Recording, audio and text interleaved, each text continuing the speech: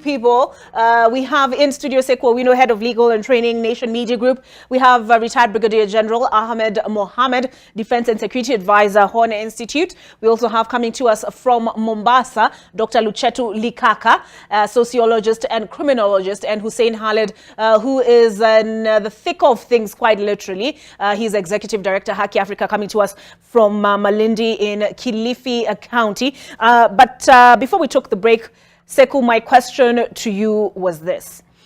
If a person chooses to fast and they fast to the point of death, where does the state come in there? I don't see, with great respect. I mean, we've had instances of prisoners of conscience in jail saying we're going to starve ourselves to death. You can't.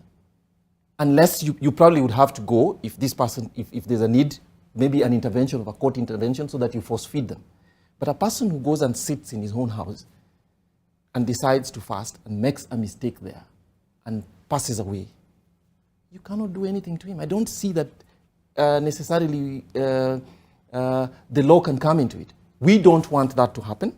We probably might want to charge them with attempted suicide, which under our law, incidentally, is a misdemeanor. It's not even a felony. So even the law begins to see that it's not a serious crime, because I think it comes from the hearing that sometimes the rational human being would not want to commit suicide. So probably some people attempt suicide out of mental illness or some other reason. So that's why we need to be careful about even this particular instance. We need to ask ourselves, can the law legislate for every instance of irrationality even? I want to say that with respect. It's not always possible. But if I look at this statement that was released by the judiciary, one of the things he was accused of was in 2019 or 2017, let me check. Let me refer here. The one about running an unlicensed education center. 18. It was 20? I believe 18. 2018. Let me see. Let me scroll. Yes. So, if I, here, offering basic education in an unregistered institution, and what was he teaching these children? Because the statement continues to talk about there were 4 minors who are there. Yes. Is that not radicalization? And was he not, can it not be proven then? Should it be proven? You know, we are not in a court of law. We have to allow the law to take its course. But if he was deliberately targeting young minds, which are as until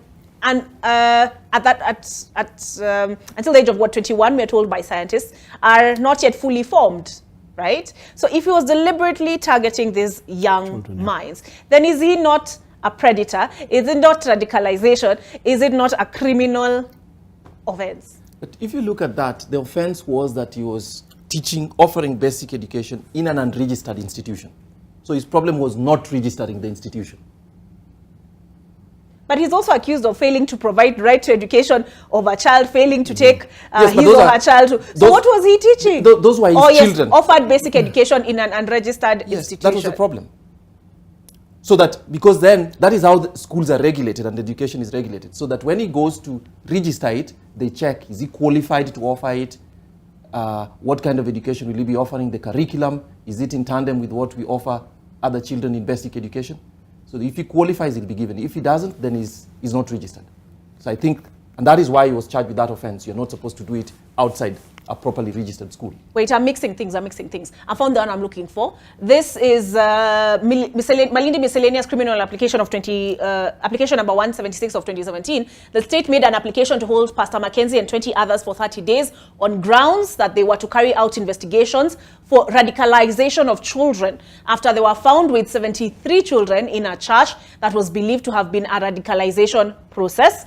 The court ordered age assessments to be done for 4 of the suspects who are found to be minors, and an order for care and protection was issued. The court allowed the other suspects to be held, and it goes on and on.